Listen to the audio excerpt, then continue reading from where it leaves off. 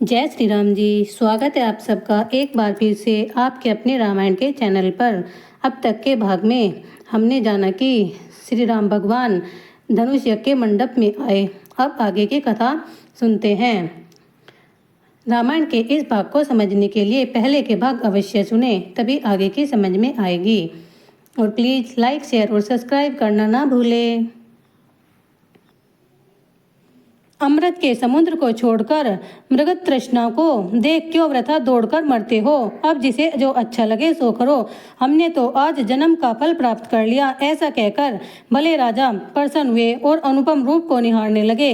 देवता आकाश में विमानों पर चढ़कर देखने लगे और सुंदर गान करने लगे।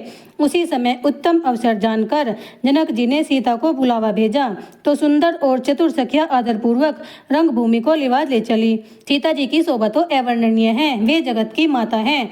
उनके लिए संपूर्ण उपमा तुझ है, क्योंकि वे प्राकृत स्त्रियों के अंगों में लगा दी हैं। सीता को उपमा देकर ऐसा कौन कवि है जो अपयश लेगा। जो अन्य स्त्रियों से सीता की उपमा देवे तो संसार में ऐसी सुंदर युवती कहाँ है। देव स्त्रियों में सरस्वती वाचाल है, पार्वती अर्धांगिनी है। रति अपने पति को देह रहित जान बहुत दुखी है। विष और मदिरा जिनके प्यारे भाई बहन हैं, ऐसी लक्ष्मी जी को भी सीता जी के बराबर कैसे कह सकते हैं। जो छवि रूपी अमृत का समुद्र हो, परम रूप में कच्छप हो, शोभायमान रस्सी हो, श्रृंगार रूपी मंद्रांचल हो और कामदेव स्वयं जिनका मंथन करें। इस प्रकार यत्न करने पर सुंदरता और सुख की मूल लक्ष्मी जब उत्पन्न हो तो भी कवि लोग उसकी सीता जी के समान उपमा देने में संकोच करेंगे। चतुर सखी गीत गाती हुई सीता जी को संग लेकर चली। सीता जी के शरीर पर सुंदर नवीन साड़ी सुशोभित है। उन जगत जननी की महान छवि अतुलनीय है। अंग अंग के आभूषण जो सखियों ने पहनाए हैं वे अत्यंत शोभित हैं। जब सीता जी रंगभूमि में आई, उनके रूप को देख स्त्री पुरुष मोहित हो गए। देवगण नगाड़े बजाने लगे, अप्सरा फूल वर्षा गाने लगी। सीता जी के हाथों में शोभित जयमाला देखकर राजा चकित होकर देखने लगे। सीता जी ने चकित हो राम जी को देखा। सब राजा मोह के वश हो गए। दोनों भाइयों को मुनि के पास देख सीता जी के नेत्र अपना खजाना पाकर स्थिर हो गए। ऐसे बड़े समाज को देखकर और गुरुजनों की लाज से सीता जी सकुचा गई। वे राम जी को हृदय में धारण कर सखियों के ओर देखने लगी। राम जी और सीता जी की छवि देख स्त्री पुरुष एकटक हो सोचते हैं, पर कहने में सकुचाते हैं। मन ही मन ब्रह्मा से विनती करते हैं, हे विधाता, राजा जनक की मूर्खता को शीघ्र हर लो। उसको हमारे समान सुंदर बुद्धि दे दो कि वे बिना विचारे प्रण त्याग कर सीता और राम जी का विवाह कर दें। संसार उन्हें भला कहेगा और सबकी भी इच्छा यही है। हट करने से मन में दाह होगा।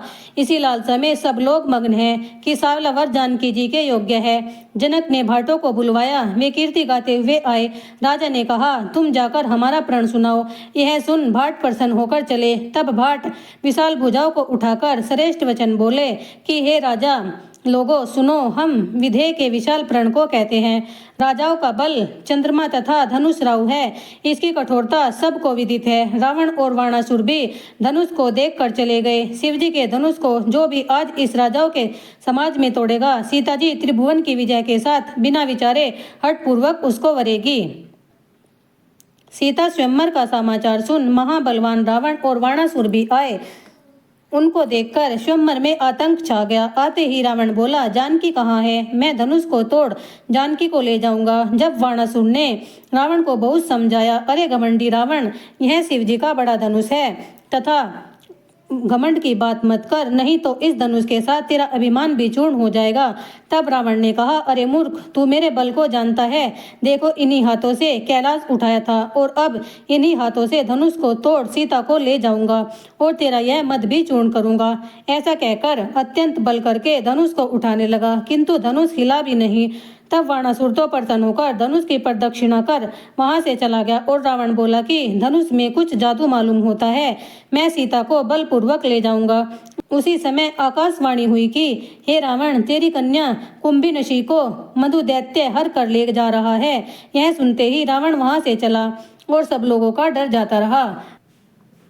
प्रण सुनकर राजा प्रसन्न हो गए। जो राजा अभिमानी थे वे सब कमर कसकर अकुला उठे और अपने अपने इष्ट देवों को सिर नवाकर चले। वे तमक तमक कर धनुष को उठाते हैं, पर धनुष करोड़ों भांति बल करने पर भी नहीं उठता। जिनके मन में कुछ विचार है वे धनुष के पास भी नहीं जाते। तमक तमक कर उठाने पर भी जब धनुष नहीं उठता तो लजाकर चले जाते हैं, मानो योद्धाओं का बल पाकर अधिक भारी होता जा रहा है। तब 10,000 राजा एक साथ ही धनुष उठाने लगे, पर वह हिला भी नहीं। शंकर का धनुष ऐसे नहीं दिखता जैसे पतिव्रता स्त्री का मन नहीं दिखता।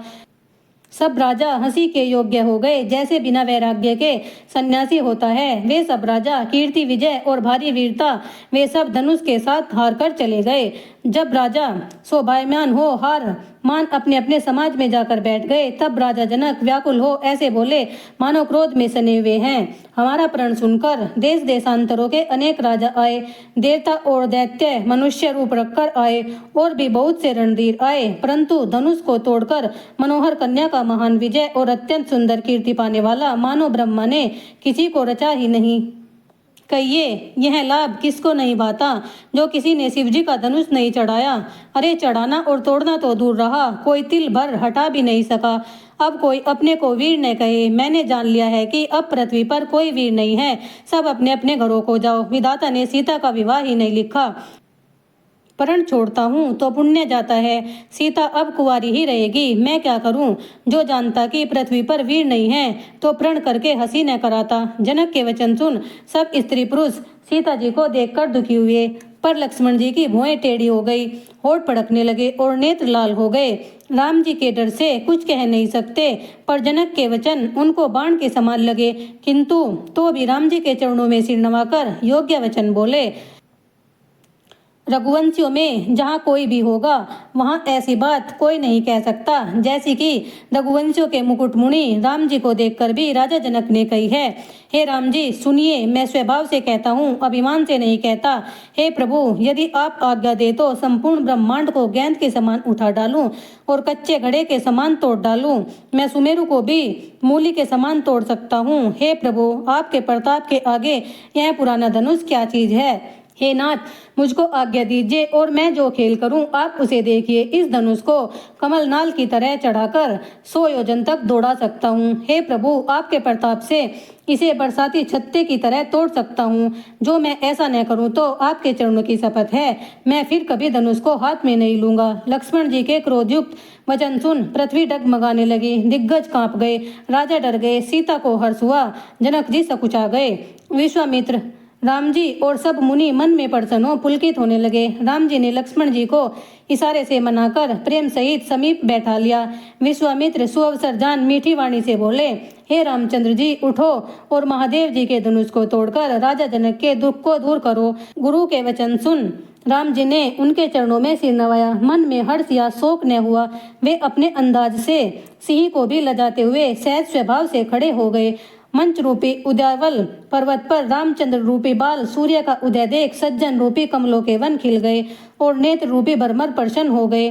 राजाओं की आशा नष्ट हो गई और उनके वचन रूपी तारों का प्रकाश बंद हो गया। अभिमानी राजा सकुचा गए, कपटी राजा उल्लू की भांति छिप गए। चकवा रूपी मुनि और देवता शोक रहित हो गए। वे फूल वर्षाकर अपनी सेवा जताने लगे। प्रेम सहित गुरु के चरणों की वंदना कर राम जी ने मुनियों से आज्ञा मांगी। जगत के स्वामी राम जी सहज ही मतवाले हाथी की चाल से चले। राम जी के चलते समय नगर के सब स्त्री पुरुषों के रोमांच हो आए और वे सब सुखी हुए। उन्होंने पितरों एवं देवताओं को प्रणाम कर कहा कि यदि हमारे पुण्यों का कुछ भी प्रभाव हो तो गणेश जी शिव जी के धनुष को राम जी कमल की डंडी के समान तोड़ दे। रामचंद्र जी को प्रेम सहित देख और अपनी सखियों को बुला सीता की माता स्नेह के कारण दुखी होकर कहने लगी, हे सखी, जो हमारे हित में है वो सब तमाशा देखने वाले हैं। कोई भी राजा से समझा कर नहीं कहता कि ये बालक हैं, ऐसी हट अच्छी नहीं। रावण और वाणासुर ने धनुष को छुआ भी नहीं, सब राजा हार गए। अब उसे राजकुमार के हाथ में देते हैं। क्या हंस का बच्चा मंदराचल उठा सकता है? राजा की सब समझ जाती रही। सखी विधाता की गति जानी नहीं जाती। तब एक सखी बोली, हे रानी, तेजवंतों को छोटा नहीं गिनना चाहिए। अगस्त्य मुनि ने इतना बड़ा समुद्र सोख लिया। सूर्य देखने में छोटा लगता है, उदय होने पर त्रिभुवन का अंधकार मिट जाता है। मंत्र बहुत छोटा होता है, परंतु ब्रह्मा विष्णु महेश और देवता उसके वश होते हैं। देखो, मतवाले हाथी को छोटा सा अंकुश वश में कर लेता है। कामदेव ने पुष्पों के धनुष से सब भुवनों को वश में कर लिया है। हे देवी, ऐसा जान आप संशय त्याग दीजिए, रामचंद्र जी धनुष को निश्चय ही तोड़ेंगे। सखी के वचन सुनकर रानी को विश्वास हो गया। उसी समय जानकी जी राम जी को देख हृदय में भयभीत हो जिस तिस देवताओं की विनती करने लगी, वे मन ही मन घबराई और कहने लगी, हे महादेव, हे भवानी, प्रसन्न होइए, मेरी सेवा सफल कीजिए, कृपा करके धनुष के भारीपन को हर लो। हे गणेश जी, वर देने वाले प्रभु, आज के ही दिन के लिए आपकी सेवा की है, मेरी विनती को बारंबार सुनकर धनुष के भारीपन को बहुत कम कर दीजिए। सीता जी रामचंद्र जी के शरीर को देखकर धीरज धर देवताओं को मनाने लगी। नेत्रों में प्रेम का जल भर आया और शरीर में रोमांच खड़े हो गए। राम जी की शोभा को देख पिता के प्रण को याद कर सीता को दुख हुआ। पिताजी ने बड़ा कठिन प्रण किया, हानि लाभ कुछ भी नहीं सोचा।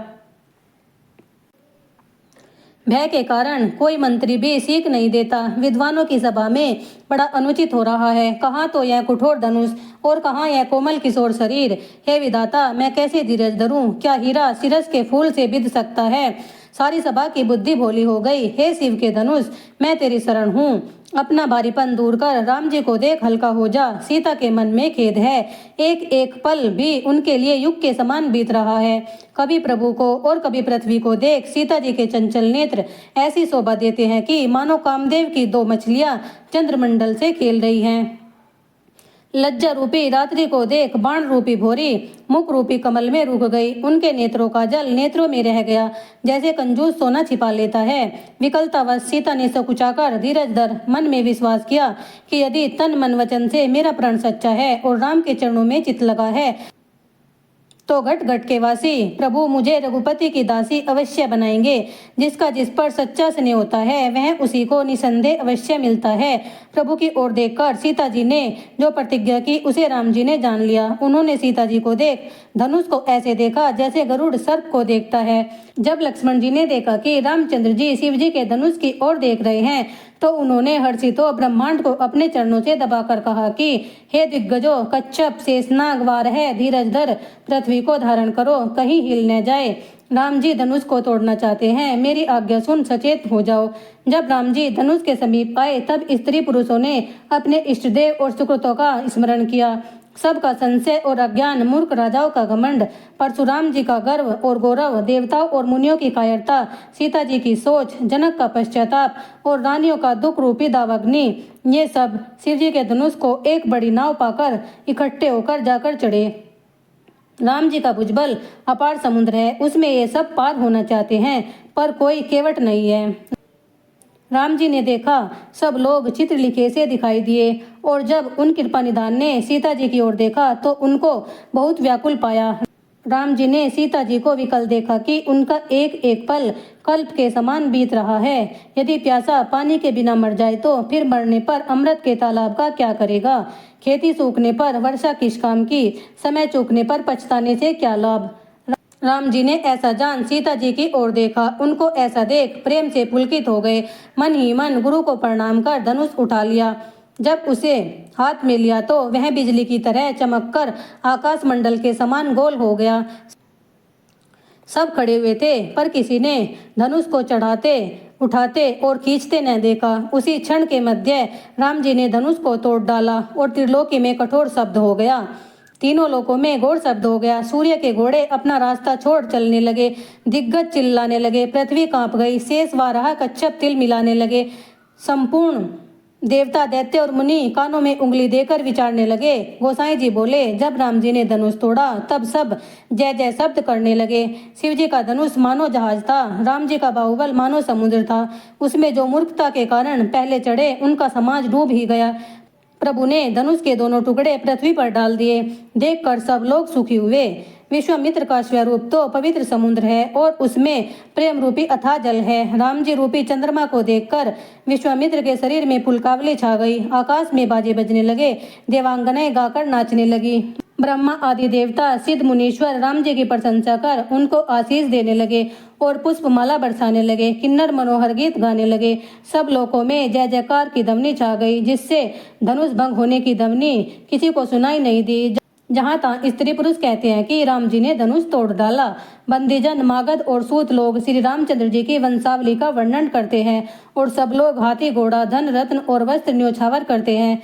झांझ, मृदंग, शंख, सेनाई, ढोल, दुदुम्बी आदि अनेक प्रकार के सुहावने बाजे बज रहे हैं। जहाँ तहाँ स्त्रियां मंगल गीत गा रही हैं। रानी ऐसी हर्षित है मानो सूखते हुए दानों पर पानी बरसा हो। जनक जी ने सोच त्याग कर ऐसा सुख पाया मानो तैरते हुए मनुष्य को था मिल गई हो। धनुष के टूटने पर राजा ऐसे श्रेयहीन हो गए जैसे दिन में दीपक हो जाता है। सीता जी का सुख कैसे कहा जाए, मानो चातक को स्वाति का पानी मिल गया है। लक्ष्मण जी राम जी को ऐसे देखते हैं जैसे चकोर का बच्चा चंद्रमा को देखता है। तब सतानंद जी ने आज्ञा दी, जिससे सीता जी ने श्री रामचंद्र जी की ओर गमन किया। संग में चतुर्सखी मंगलाचार गाती हुई जा रही थी। उस समय सीता जी बाल हंसिनी की चाल से चली। उनके अंगों की शोभा अपार हो रही थी।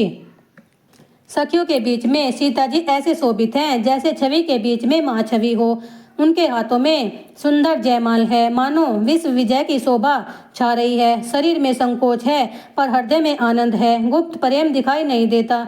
जब पास जाकर राम जी की छवि को देखा तो सीता जी चित्रलिखी सी खड़ी रह गई। यह देखकर चतुर्सखी ने कहा कि जयमाला पहनाओ। यह सुनकर सीता जी ने दोनों हाथों से माला को उठाया, पर प्रेम के कारण पहनाई नहीं जाती। मानो डंडी सहित दो कमल चंद्रमा को जयमाला दे रहे हैं। छवि को देखकर सखियां गाने लगी। तब सीता जी ने श्री राम जी के गले में जयमाला पहना दी। श्री रामचंद्र जी के गले में जयमाला देखकर देवता फूल बरसाने लगे और समस्त राजगण ऐसे सकुचा गए जैसे सूर्य को देखकर कुमुद सकुचाते हैं।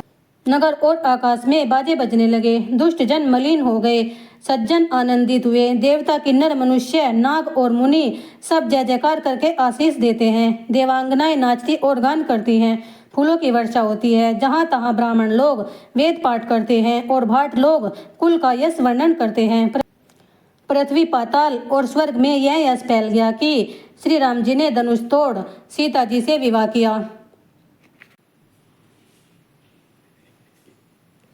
जय श्री राम जी। आज की कथा का समापन यही होता है।